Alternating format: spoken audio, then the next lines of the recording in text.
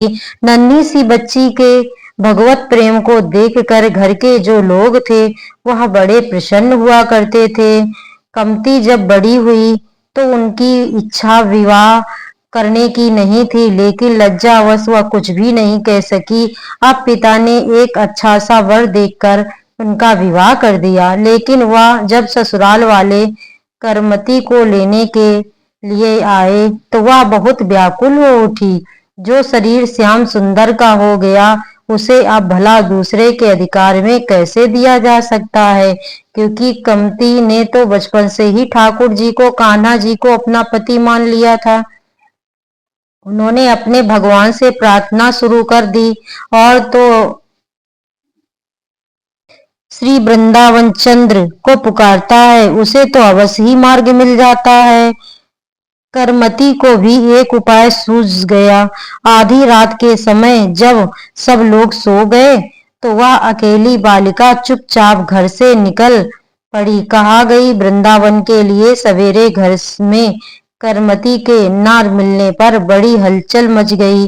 सब तरफ ढूंढना चालू हो गया। सब लोग खोजने लगे कि करमती कहाँ गई। अब कुछ लोग ऐसे भी थे जो करमती के चरित्र पर उंगली उठाने लगे, उनके बारे में उल्टी सीधी बातें करने लगे।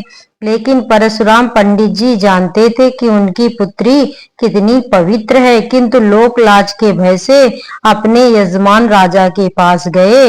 राजा ने अपने पुरोहित की सहायता के लिए चारों ओर घुड़सवार भेजे कि वह परशुराम पंडित जी की पुत्री करमती को ढूंढ कर लाए।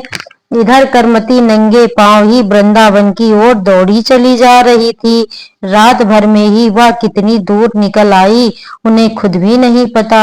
सवेरा होने पर वह भागे ही चली जा रही थी, लगातार भागती रही, रास्ते में कहीं थकने पर भी रुकी नहीं। अब जब वह भागती जा रही थी तो उन्होंने अपने पीछे घोड़ों की टाप की आवाज सुनी। उन्हें डर लगा कि कहीं यह घुड़सवार उन्हें पकड़ने के लिए तो नहीं आ रहे। अब वो जहां वो दौड़ी चली जा रही थी वह सुनसान रास्ता था। आसपास ना कोई वृक्ष था जिसके पीछे वो छुप सकती और ना ही कोई दूसरे छुपने का स्थान था। उन्होंने देखा कि एक ऊंट मरा पड़ा था। रात में जो गीदड़ थे उन्होंने उसे मरे हुए ऊंट का पेट खा लिया था, तो पेट का जो हिस्सा था वो खोखला हो गया था। अब करमती की नजर ऊंट के पेट में बनी हुई गड्ढे नुमा जगह पर गई। उस समय वह सांसारिक विषयों की भयंकर दुर्गंध से भाग रही थी। उस मरे हुए ऊंट के शरीर से निकलने वाली गंध करमती को विषयों की दुर्गंध के सामने कुछ भी नहीं लगी। उन्हें ऐसा लगा कि जो विषयों की दुर्गंध है वह इस मरे हुए ऊंट के शरीर से निकलने वाली दुर्गंध से कहीं ज्यादा अच्छी है। तो भागकर वह ऊंट के पेट में घुस गई। अब घुड़सवार आए तो मारे दुर्गंध के उन्होंने उस ऊंट की ओर देखा भी नहीं। वहां से वह बड़ी तेजी से आगे निकल गए और अंत में जब उन्होंने देखा कि कहीं भी करमती नजर नहीं आई, चारों ओर सुनसान रास्ता है, तो वह वापस बिना करमती को लिए ही लौट गए। अब इधर घुड़सवार जब बिना करमती को लिए ही महल पहुंचे तो उन्हें खाली हाथ आया देखकर करमती के माता पिता भी अपनी पुत्री के बारे में जानने के लिए चिंतित हो गए, निराश हो गए। अब जिनकी कृपा से विष अमृत हो जाता है, अग्नि शीतल हो जाती है, उन्हीं की कृपा वर्षा कमती पर हो रही थी। उधर ऊंट के सड़े हुए शरीर में वह करमती भूखी प्यासी 3 दिनों तक छिपी रही। उन्हें वापस घर लौटकर नहीं जाना था, उन्हें अपनी ससुराल नहीं जाना था और उन्हें तो अपने पति जिन्हें वह मान चुकी थी कान्हा जी, उन्हीं के पास रहना था। अब उस सड़े हुए ऊंट के शरीर की गंध उनके लिए सुगंध बन गई। जो गंध उठ रही थी वह उसे सुगंध के रूप में महसूस कर रही थी। 3 दिन रहने के बाद चौथे दिन वह उस ऊंट के पेट से बाहर निकली। अब इससे पहले वो कभी भी वृंदावन तो आई नहीं थी जो उन्हें रास्ते का सही पता मिल जाए। वह सोचने लगी कि किस दिशा की ओर आगे बढ़ा जाए। रास्ता अनजान, जो सबका एकमात्र मार्गदर्शक है। उसकी ओर जाने वाले को कभी रास्ता ढूंढना नहीं पड़ता, रास्ता खुद ही उन्हें ढूंढ लेता है। करमती को साथ मिल गया और वह वृंदावन पहुंच गई।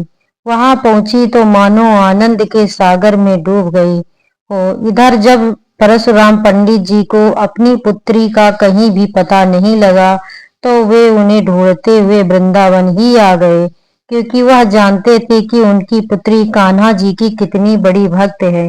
लेकिन भला वृंदावन में करमती को जानता पहचानता कौन था कि जो पता लगाता। परशुराम पंडित जी वृंदावन में इधर उधर घूमने वाले सभी लोगों से, यहाँ तक कि घर घर कुंडी खटखटाकर अपनी पुत्री का पता पूछते कि किसी ने उनकी पुत्री को देखा है क्या, लेकिन कोई भी कमती को नहीं जानता था। फिर एक दिन वृक्ष पर चढ़कर परशुराम पंडित जी इधर उधर देख रहे थे। ब्रह्मकुंड पर उन्हें एक वैरागी दिखाई पड़ी। वहां गए तो उन्होंने देखा कि साधु वेश में कमती तो ध्यान मग्न बैठी हुई है। बड़ी दीनहीन सी दशा हो गई थी उनकी पुत्री की। दीनहीन बाहरी दशा देखकर पिता को शोक तो हुआ, परंतु उनके भगवत प्रेम को देखकर वे खुद को धन्य मानने लगे। मैले कुचैले से बिखरे हुए से वस्त्र पहनकर ध्यान में मग्न बंद किए वे करमती बैठी हुई थी। कई घंटे बैठे रहने पर भी जब उनका ध्यान भंग नहीं हुआ, तब उनके पिता ने ही उन्हें पास जाकर हिलाया डुलाया और फिर वह उनसे उठकर घर चलकर भजन करने का आग्रह करने लगे। तो करमती ने कहा कि पिताजी, यहाँ आकर भी कभी कोई लौटा है क्या? मैं जो ब्रज राजकुमार के प्रेम में डूबकर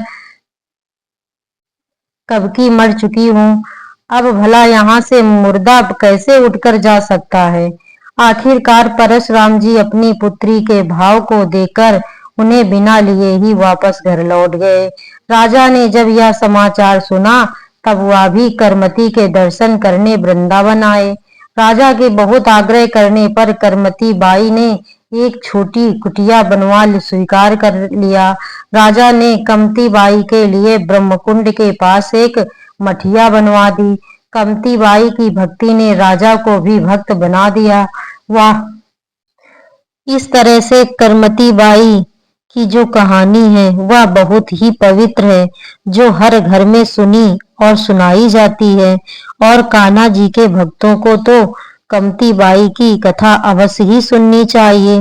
भक्त कि जिस प्रकार वृक्ष की जड़ सींचने से उनकी शाखा पत्ते सब अंग प्रत्यंग पुष्ट हष्ट-पुष्ट हो जाते हैं, इसी तरह आचार्यों और भक्तों के वर्णन से, कान्हा जी की भक्ति से और भक्ति से जुड़ी कथाओं लीलाओं से, जिनका की वर्णन अपरंपार है, ऐसे श्री कृष्ण प्रेमी भक्तों को उनकी कथाओं का श्रवण अवश्य करना चाहिए।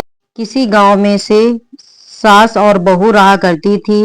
एक बार सास ने बहू से कहा कि बहू, मैं कार्तिक स्नान करना चाहती हूँ।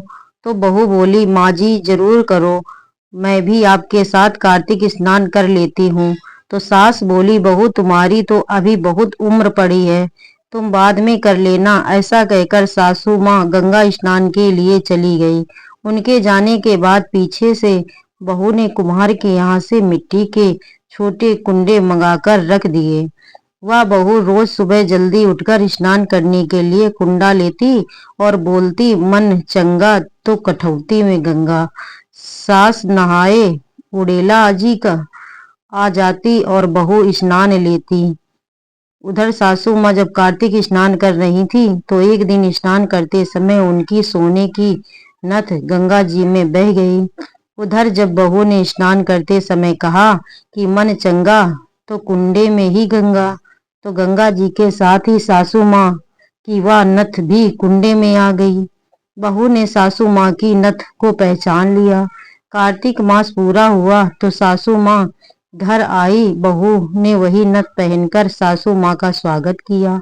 अब सासू माँ कहने लगी, बहू यह तो मेरी नथ है, गंगा जी में गिर गई थी, तुम्हें कैसे मिल गई? बहू ने सासू को कुंडों में गंगा जी के आने और साथ में नथ के आने की बात बता दी। सासू ने बहू से कहा कि बहू, मुझे तो ब्राह्मण भोजन करवाना है। बहू बोली, मुझे भी करवाना है।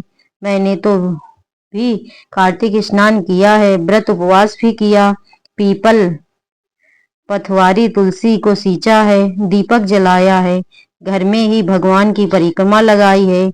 मेरी परिक्रमा यही स्वीकार करने की प्रभु से मैंने प्रार्थना भी की है। सासू माँ को तो विश्वास नहीं हुआ, कहने लगी, बहू, मैं नहीं मानती कि तूने कार्तिक स्नान किया, तो घर पर ही थी, तूने भला कार्तिक स्नान कैसे कर लिया। बहू ने सास को विश्वास दिलाया कि उन्हें अंदर ले जाकर वो कुंडे दिखाए। वह कुंडे अब तक सोने के हो गए थे। अब सासू माँ को विश्वास हो गया और फिर खुशी खुशी दोनों ने कार्तिक मास के व्रतों का उद्यापन किया, ब्राह्मण भोजन करवाया, दक्षिणा देकर उन्हें विदा किया। इस कथा को कहने, सुनने और हुकार भरने वाले सभी भक्तों का कल्याण हो और सभी को ऐसा ही फल मिले जैसा उन सासू माँ की बहू को मिला और सासू को मिला। अब